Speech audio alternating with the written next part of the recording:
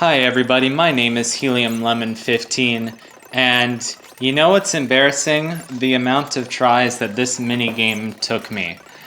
But you know what else is embarrassing is when you realize that you thought you recorded something, but you weren't recording something. So I lost the entire first half of Sand Canyon, I guess, so I have to do it again on another file. Which was just 2 levels and then the first half of this level. But yeah, here's a montage of me failing at the egg minigame. It's very exciting. Whoop-de-doo. I failed at this, what, 9 times before I got it? 1, 2, 3, 4, 5, 6, 7, 8. I have Filmora open as I'm recording my voice so I can count the number of times I failed. Oh boy, counting objects, isn't it fun? I love hidden object stuff. I love all those cheesy hidden object games made by Big Fish. I'm always like looking around on Steam for really just like random crap, and a lot of like the stuff with 3D graphics, like I'm like, my computer probably can't handle it. Sometimes my computer can't even handle some really basic stuff, but you know, then again, sometimes it can, so what gives? But that's why I guess I don't pick like a lot of the typical games that people like look at on Steam. It's surprising there are like a number of 3D platformers on Steam, but I'll get to that in a second.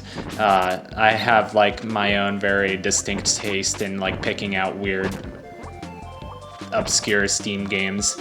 And I found a game called 100 Hidden Cats, and I hope it's exactly what it promises by the title. There's Evil Twin Kirby again. I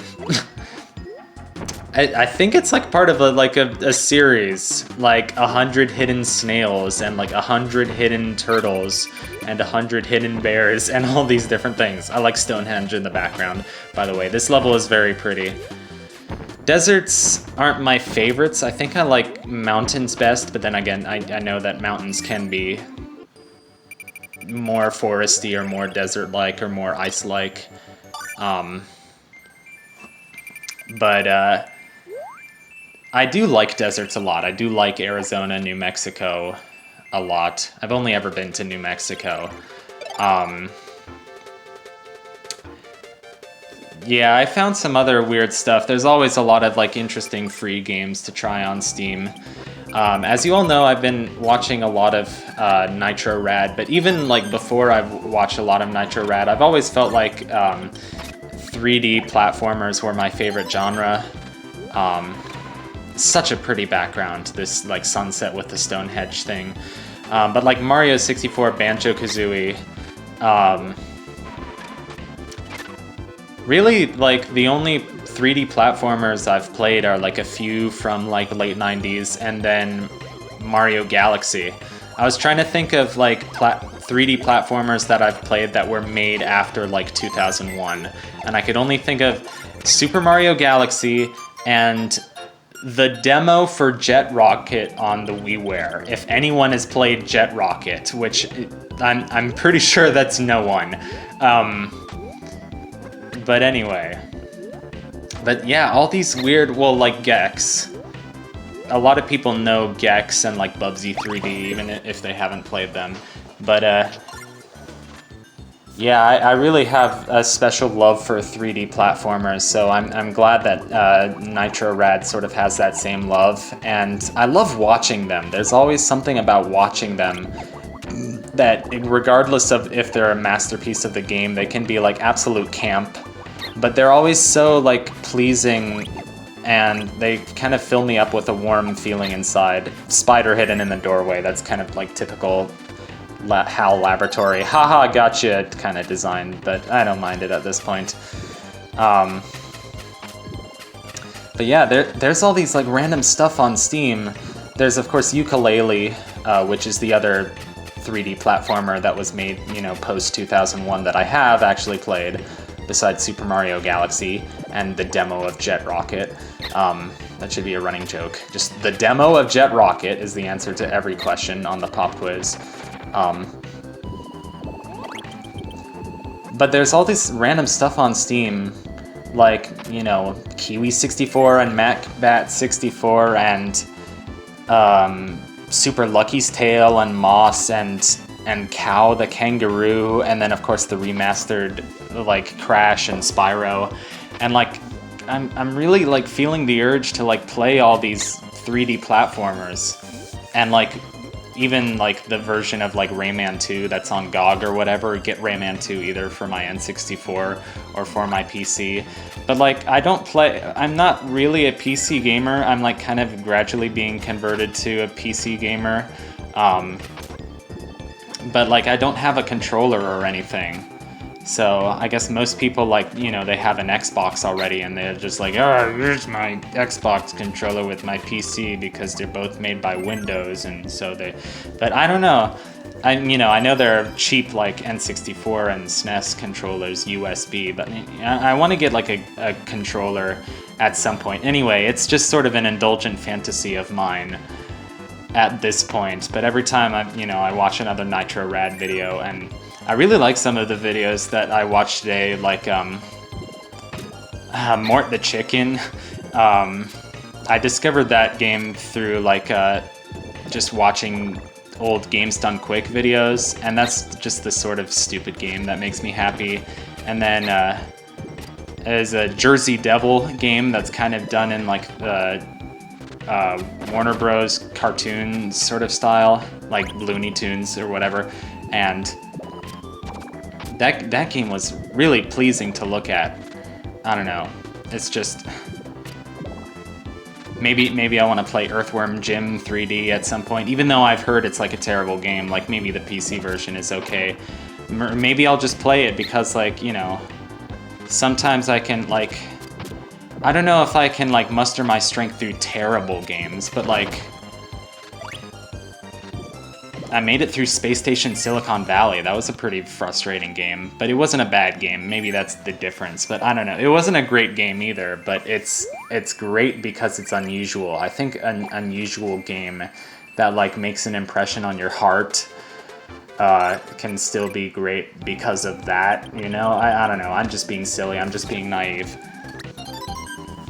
So, Nago and Ice.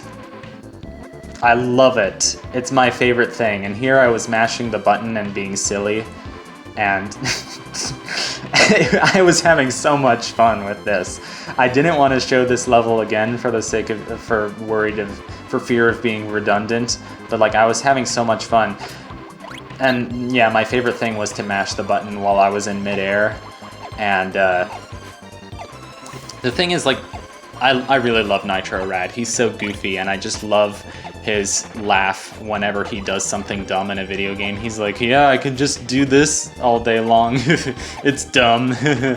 His laugh is much better than that, but I just love that kind of spirit of like, hey, I'm doing something dumb. Isn't this great?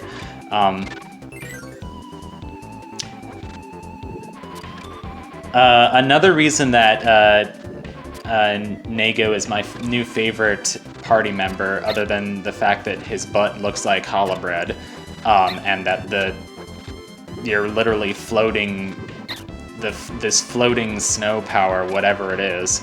I have no words for it. It's just that strange. Is the fact that when he jumps, it sort of reminds me of this game from Funbrain.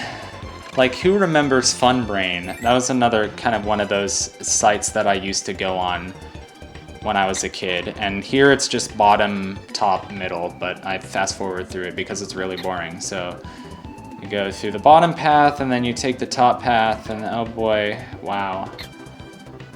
I hate level design like this. It's like, oh, guess the path. And if you don't guess it right, then you have to redo the level from the beginning. That's great. Yeah, I hate it. But there's a game on Funbrain where it was pretty much like a generic freaking like matching game, like Bejeweled or some crap like that, and it was all like fruits. And like whenever you got a combo, it made this really satisfying like and when Nago jumps, that's kind of what it sounds like. There's also a game like on Funbrain where you had to like chase around centipedes and eat centipedes, kind of, and like that one boss in Skyward Sword or mini boss always reminds me of that. Anyway, if anyone remembers Funbrain. Oh, and then there was that one like skateboarding game that was like always frustrating for me. Was it skateboarding? I think it was skateboarding. Those Waddle Dees that just stay completely still because you don't get close enough to them always are weird. Yeah, look at that one. And then once you get close enough, he starts flying. But that one just stays completely still. It looks wrong.